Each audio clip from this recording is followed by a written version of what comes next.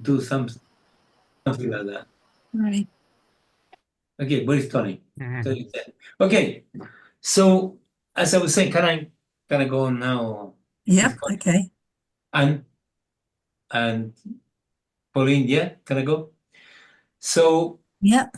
Nixon decided to devalue the dollar, and when you think about it, as an economist, I was trained as an economist here in UK universities. When you devalue the dollar, not when you devalue any other currency, when you devalue the dollar, that actually means that anybody in the world that has dollars, and we're talking about countries that have their reserves, international reserves in dollars, billions and billions and billions throughout the world, they will lose by an administrative decision of the president, which is just an executive order, which is a piece of paper. Those people in the world will lose 10% of whatever they were holding. And we're talking about billions and billions and billions and billions. Only the United States can do that. No other country can. Well, Britain, I suppose, at the time before the US could do that with the pound. So that's number one. Number two, the United States, in order to compensate for this, decided to make the deal with the Saudis and set up something called the petrodollars, which meant the following: no transaction about oil in the world could be conducted unless it was done with dollars. So the United States economy, at least a part of it, has been living on borrowing resources which do not belong to them. So imagine if you are, I don't know, Bolivia, and then want to purchase oil from Saudi Arabia. Poor Bolivia had to actually, kill themselves producing whatever it is to sell in the world market to get dollars to buy the oil. But if there is multipolarity and there is the possibility through, in this case, BRICS, that you can actually purchase the thing without necessarily using the dollar, and you can trade in your own currencies, which is one possible arrangement, then that facilitates, makes your life much easier from the economic point of view. This is what has been going on. And obviously, most people would not want to have Bolivian pesos in their pockets instead of pounds because it's not a very good hard currency. But nevertheless, when they trade, Brazil is trading in his own currency, real, with China and with other countries. And then Saudi Arabia and then India is actually trading in rupees and rubles.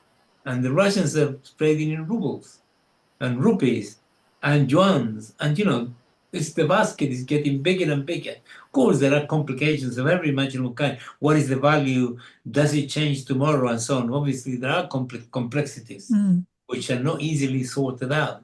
And then you need what people call a financial architecture that actually has all the mechanisms, legal, financial, administrative, and so on, to actually sort those out. But the principle that is underlying this sort of trend is quite fantastic, because what it does, it reduces and weakens the possibility of the United States using the dollar as a weapon. It doesn't mean to say that the United States cannot use it. They still can, but it's being significantly reduced, because you can, being a sovereign country in a poor part of the world, can actually begin to trade with others, and the United States will not be able to block you. And that's the wonderful. Imagine. That's why they're desperate, that this multipolarity, and at some point, there are going to be some sort of new currency which is going to emerge. I don't think we have to expect, I don't want to give any false illusion that we're going to have a sort of new currency in the world, competing with the dollar in the next 4 or 5 years. I don't think it's possible. It's going to take longer than that. But these arrangements which are going on are going to continue, and they're expanding. And in the last count, once I checked, I think a month ago, something like 80 countries are already engaged in different ways, in different proportions, in trade with other countries without using the dollar. And that means that in the world, and this has been already quantified, in the world, the total amount of dollars held in central banks as international reserves have declined from 70% to something like 50-something percent. Now, that's a 15% of international reserves held in central banks in the world. That's gigantic. That's really gigantic. And that's why the United States in the troubles it is. And the United States, I don't want to go too much into that, but just to give you a picture, a glimpse of the problems they have. The United States has a GDP of $26 trillion. So it's huge. But it has a debt which is, the United States has a GDP of $29 trillion, and it has a debt which is $36 trillion. That is to say, if the United States were to sell were to use everything it produces in 1 year, 29 trillion, to pay the debt that it has, it will still owe 7 trillion. 7 trillion is bigger, greater than the combined GDP of all the Latin American countries. That gives you an idea of the problem. So the United States is the only country in the world that rather than borrow money in the traditional way, like when you have a problem, Bolivia or you are, I don't know, Mexico, whoever, you go to the IMF, you go to a bank and then make a deal and they force you to apply horrible policies against your population because you have to pay that debt later on. In this case, the United States doesn't do that. What the United States does is it increases the debt by issuing treasury bonds, which everybody pays. Everybody buys. Yeah. And I don't want to, give financial advice to anybody of any kind. Please don't take this as a financial advice. To buy treasury bonds from the United States, a very good business. It's really good because the possibility of the United States going bankrupt is zero. And the interest rate that they give you is quite certain, secure. So to put your money there, you'll have a good return. And that is not what I'm advocating. So the United States, only the US can do that. Nobody else can. So every year you will see the spectacles, the kind of thing that I follow. The president goes to the parliament and they start negotiating how much the ceiling of the debt is going to be increased. And the United States spends something like 1 trillion years in defense every year, which is gigantic. And it's really wasteful. And number two, the United States has trade deficit with huge trade deficit with many countries. More than 300 billion with Canada, nearly 200 billion with Mexico, more than 300 billion, nearing 400 billion with the European Union, something like 380 billion with China. Just those four is more than 1 trillion. So you can imagine every year this is sort of getting worse and worse. And the United States is being deindustrialized and it's not competitive anymore. So it wants to maintain its hegemony by military means. Hence the war in the Ukraine, hence the issue of China, hence everything else that we know. That is the problem. So it's a really, really, really serious problem that the American bourgeoisie, the US bourgeoisie faces. They could resolve the problems of the economy very quickly in a different way. If they were to reduce military expenditure 20, 30% over a period of 10 years, they would be able to save that money and plug it back into their economy and, recover very quickly and pay the debt. But if there was any president or any politician that were proposed to propose that, is likely not to survive physically. So that's the problem, because that would mean the end of the empire. So anyway, so I hope I answered the point of that Tony raised, but these open, discussions of the sort of higher geopolitical level, which are called with economics, which is quite, well, for me, it's very interesting. I see you have a queue.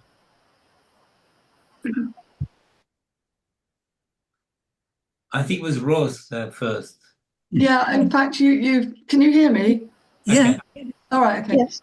Perhaps you've just really sort of answered, sort of segued into what I was going to ask you. I've got here Japan owns 1.9 trillion in US debt, and China is second in foreign holdings of US, and there are some other countries as well. And I was just wondering if that is a sort of that controls America a bit in its possible aggression. No. Well, they don't care. No, because the United States is extremely powerful. I mean, really, really powerful. Even though it's declining quite severely, still very powerful. So what are they using their debt? I think you were trying to say they're using your debt, their debt, some sort of No, the mechanism. United States can expand this expenditure almost unlimitlessly because it can increase the ceiling of the debt every time through bonds rather than borrowing money from a bank. So And they're then not all you thinking need to about do their is just debt. to pay the interest and so on. But I don't think China and Japan can exert leverage over the United States if the Oh, I United see. States doesn't want, because this is what is likely to happen. Let's have a hypothetical situation. Japan, that was not allowed to arm itself after the Second World War, Mm. for obvious reasons, and became a vassal state. It's a vassal state of the United States. It's totally correct. So where the Japanese became insubordinate and say, I want to impose these conditions because I have this leverage on you, this, that, the United States likely to invade it. It would use military force. Before getting to the military force, the United States will overthrow the government by, linking up with somebody internally. If they wanted to imagine a prime minister such as, Jeremy, and then the United States doesn't like what it wants, and Jeremy says, I want a peace. I want my foreign policy to be a peace policy. We want to be a peaceful force in the world and so on. The United States, you're a appendage of us militarily. You have to do what we tell you. That's what you've been doing ever since 1944. Why change it? And then, they will organize a coup, they will organize destabilization, they will block your economy, they will do all sorts of things. So they have many, many means to really complicate your life. With China, it's a bit more difficult because the Japanese will not be able to resist the pressure. The Chinese will be able to resist the pressure and will say, no, we won't do it. Already Trump imposed 10% tariffs on all the Chinese products. And rather than, unlike Mexico and Canada, rush to talk to Trump and negotiate, the Chinese did not negotiate, did not run, did not do anything. They just applied their own retaliation. And it's going to be, they're going to make the United States suffer. The Chinese can take it because the economy is strong. And politically, they're also strong. And that's why they can stand up to them. And therefore, the United States, in that case, rather than, because it could not destabilize the Chinese from within, it's just impossible. So what they are trying to do, they're trying to use Taiwan. And some crazy people in the Pentagon are trying to make Taiwan like a Ukraine against China, which is, China is 1.4 million inhabitants, 1.4 billion, and Taiwan has 27 million people. Why bother? No. What I'm saying is the United States, China has that leverage, but China doesn't use it. China can resist the pressure. What China doesn't want to do is to use financial strengths, such as sell the debt in the open market, all of that, and that will really stabilize things. But the Chinese do not want to do that. I understand it. It's because they don't want to stabilize the world economy. They want a peaceful, stable economy in the world so that everybody can grow. If you create chaos, then chaos leads to tension. Tension leads to war. War allows and favors the United States. So that's why the Chinese will not use that leverage. They could, but they don't. Thank you. Yeah. Sorry, I think I'm not sure. I think it's Michael. Hello. Thank you very much for your talk. It's always so informative. I always look forward to it. I'm thinking about Frantz Fanon and The Wretched of the Earth and about decolonization. And he says that colonization is a violent phenomenon and power can only be taken back, liberation can only be attained through violence, hence liberation wars in Algeria, Angola, and so on. And I've just come across another writer about colonialism and the legacies it's left behind. And I don't know how to pronounce his name, but it's Homi K. Baba. And his book is The Location of Culture. And he's critical of Fanon. He takes many of Fanon's ideas, but he's critical that about power. And he advocates indirect attacks. And what he talks about is culture becoming a site of resistance. But I'm aware, for example, of Edward Said talking about the power that's involved in the production of knowledge. And this is very much with the West, with the United States and so on. But I'd just like your ideas, your thoughts on Baba's idea about culture being a site of resistance, because I guess revolution's not on the horizon. There's no revolutionary situation, and there's not going to be for a long time. So I'm wondering what you think about this culture being a site of resistance. Well, there are no revolutions in the West, and I think the last revolution is going to take place in the United States, and the second last is going to take place in the UK. Maybe everybody else will do it there first. I'm not sure whether you follow what is going on in Africa, since you mentioned Fanon. There is the countries of the Sahel which are kicking out the French very ignominiously. And so far it's 6 countries. Is Mali, Niger, Burkina Faso, Senegal, and now Chad. And then before they were kicked out, the French left Ivory Coast. So it's 7. And this is sort of, they're all together in the same, immediately below the Sahara. That's where they are. And if you look at what they say and what they first in the Niger, Mali, and Burkina Faso, they set up a military coordination, a military coalition. And they made it public. They said a military attack on one of us will be a military attack on all 3, and we'll all come in. And they forced the French out of their military bases they had in those countries. And it's been extremely ignominious. I mean, the French had come to go. These countries, these 3, and the other one provide France with other things as well, is mainly gold and uranium. So let me give you an example. There are 860,000 gold mines in Mali. And the international reserves in gold of Mali is 0. There are 2,267 tons of gold in France, in international reserves, and there is not a single gold mine in France. That gives you an idea of how it works. Right? So this is going to end. That's the one thing is going to end. The second thing is going to end is that they stop, Mali particularly, will stop supplying France of uranium. And the electricity in France is run, with nuclear power. So when it comes to 0, I don't know what they're going to do. They don't have the possibility of going and militarily attack and take back these colonies. And the third thing that, because, they will defend themselves and they are impressive. There is the leader of, the one that impresses me of these leaders is the guy who runs Burkina Faso, is Ibrahim Traoré, which, is really tall. It's a sort of baby face, but it's a giant physically. When he visited Russia a couple of years ago, and was greeting Putin. I mean, Putin looked like a little thing. You have to look up. And he looks to me, Ibrahim Traoré, in terms of image, looks like an African Hugo Chavez. That's the way he looks to me. He's a military man. And the third thing these countries are doing is France coins what is known as the French, the African franc, which is a coin specifically designed for them.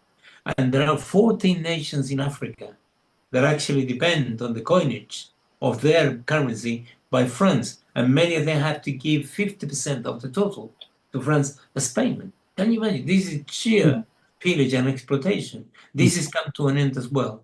So French imperialism, which is central to Europe, is being weakened massively by revolutionary means. These people came to power as a result of some sort of social upheaval, which are messy, of course. All social upheavals are messy. Now, the question of culture becomes quite important. Ibrahim Traoré is in the tradition of Thomas Sankara, who actually was a leader that tried to make, that country independent and sovereign, and he was assassinated. One of the things she made, one of the points he made during his short mandate, he was a revolutionary. He was praised by the Cubans. He was really interested in Che Guevara and so on. He said in the schools in Burkina Faso, which was called Upper Volta at the time, he changed the name to an African name. You know, the name he has now, Burkina Faso. He said in the schools in Burkina Faso, students were taught about the rivers of France, about the geography of France, about the culture of France, about the paintings of France. They were not taught anything about Burkina Faso, and that changed with him. Although he was assassinated, the legacy was maintained and now it's been expanded. So I entirely agree with you. You know, it's quite important culture. In the case of Bolivia, just to use two examples, because we can go on forever.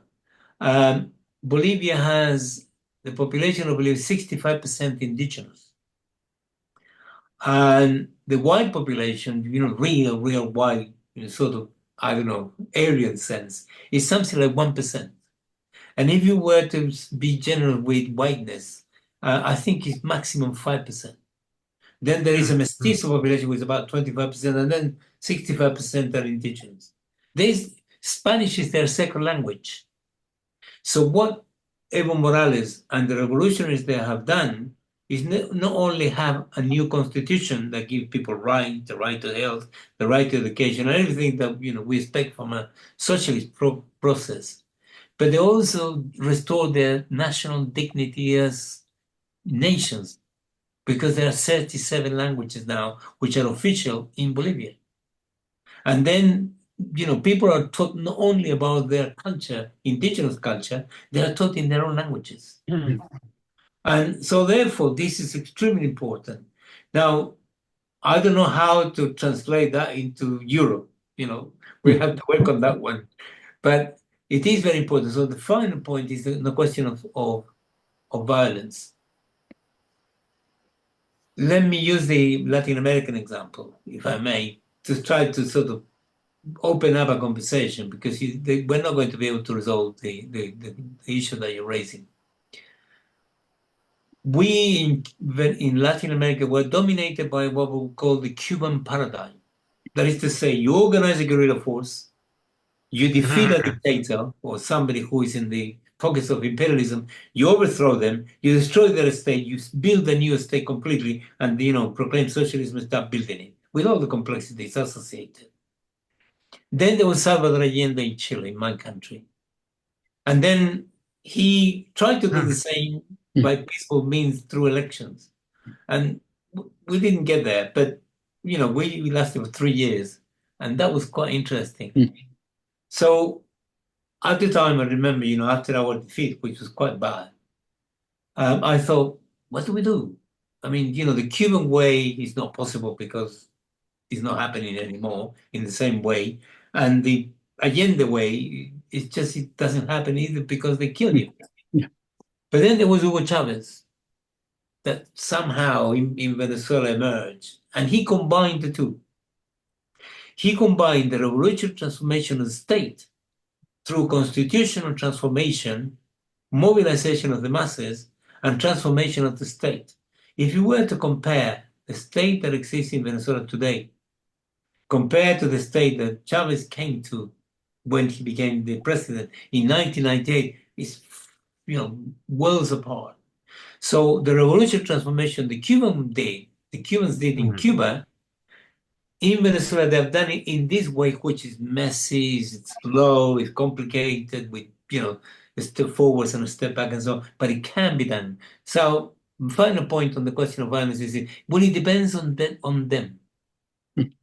Chavez said, we are a peaceful revolution, but we're not disarmed. That's the formula. So in order to ensure that they do not try anything funny, he not only have an army and armed forces of about 500,000 in total, and then he set up, people's militias is 4 million of them. So you have 500,000 plus 4 million, and then there is training, and these people really know what they're doing. So the United States, when it looks at Venezuela, has to think twice and say, my God, should I go in there? What do I do now? Should I get bogged down and then I cannot defeat them?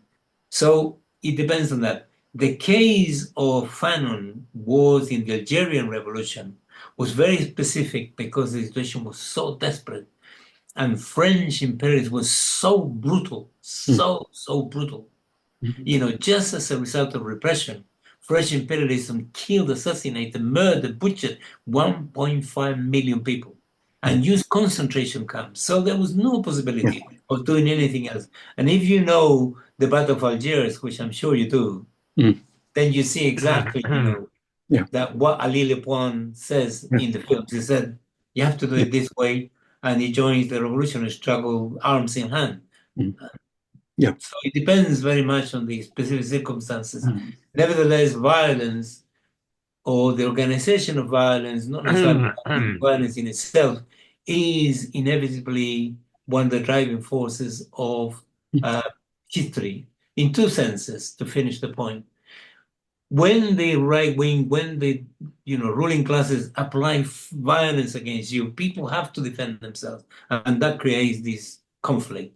Or sometimes the people, in order to make their demands progress, they have to resort to sort of a strong method, and that creates also conflict. So in that sense, without the class struggle, whichever way it takes, there is no history. And thankfully, we have lots of class struggle going on, and history will continue to be made. Yeah, thank you. You're welcome.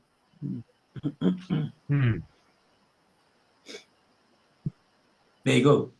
I'm not calling any people to invest in bonds or calling them to organize a revolution.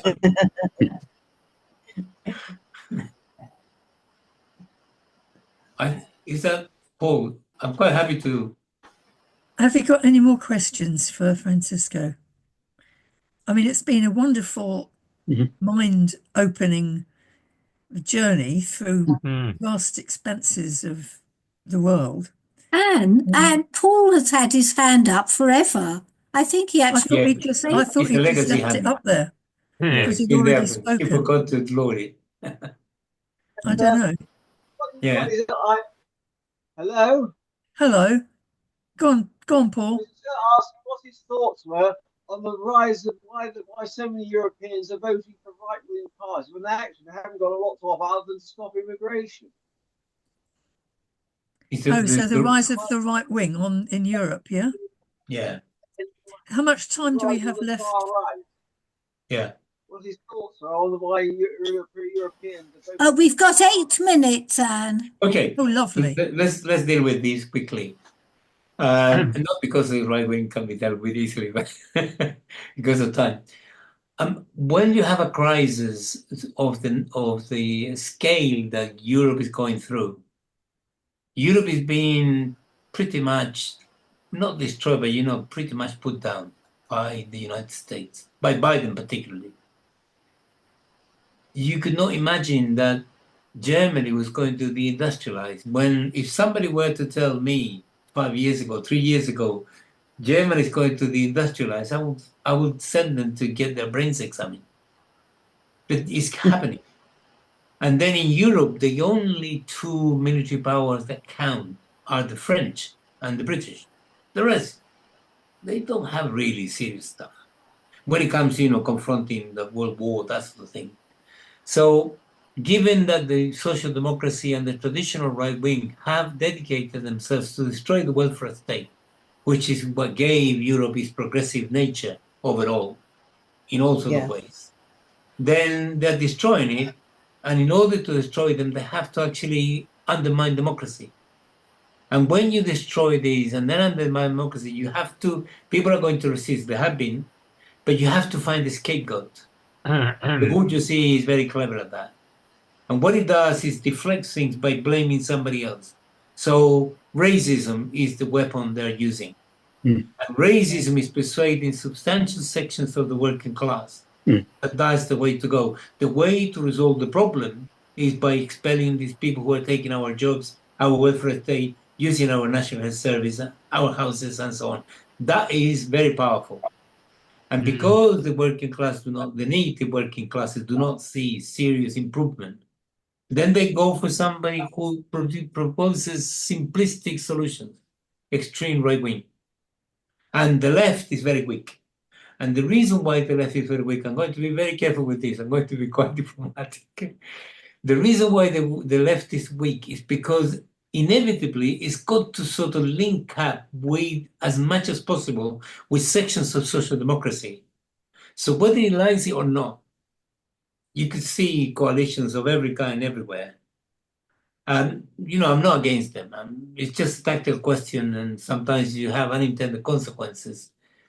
When we have this connection, then you're tarred with what the boss in government do or does. And that's part of the problem.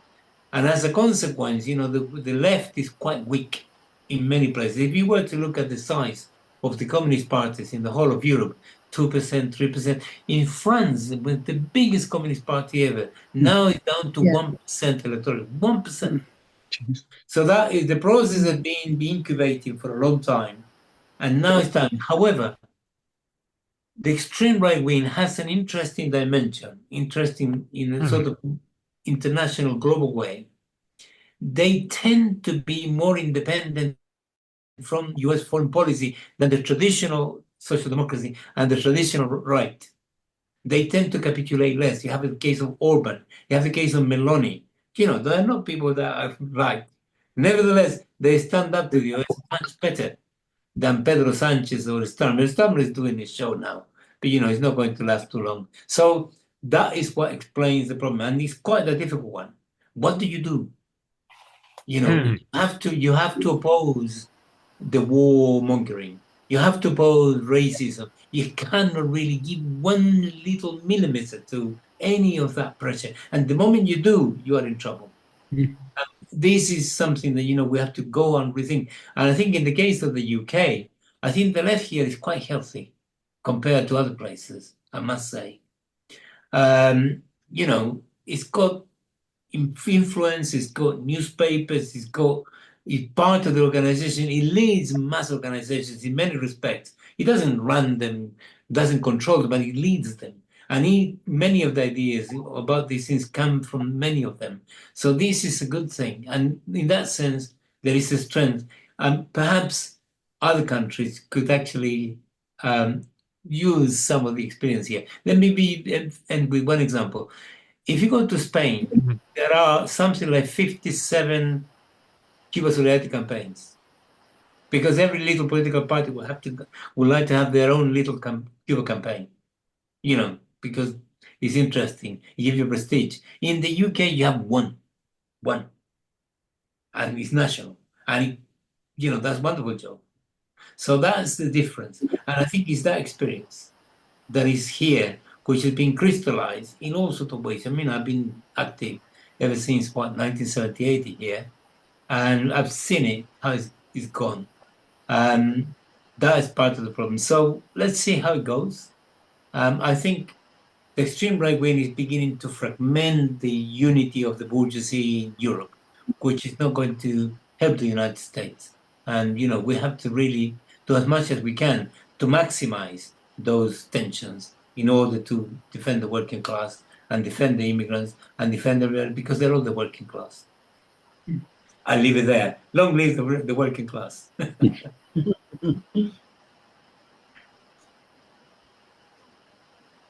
Well, we've got 2 minutes left, so well, I think that's a really if you're long live the working class. I think that's a good, absolutely, it's a great way to end. Good finale. And can I just say a massive thank you to Francisco? He's devoted so much time. He's unpicked so much stuff, and it's I've learnt so much, and I've realised how much more I've got to learn too. And I think we can we have some regular seminars with you, Francisco? No, yeah, you can. Of course you can. Yeah, I'll be delighted. Oh, really? Okay. Because you raise good questions, it sort of expands the discussion there and the understanding. You bring anything fun all the way to, the Orban and Meloni. Why not have it? It's good. So, yeah, it really excites me to do these sort of things. Yeah. Oh, that's brilliant. That's brilliant. Thank you so much. You're welcome. Most welcome. I'm the one who is grateful because of the invitation. You miss having all your students, I guess. But you're not students. You are comrades. My students Yes, obey indeed. me. You don't. Well, maybe we might have to invite you to our AGM to get another dose of this. It's Sure. in May, so Yeah, I'll okay, write to you okay. and see if you can Yeah. come. Yeah, That would no be problem. really great. And It's not too far. yeah, perfect. Absolutely perfect. Yes.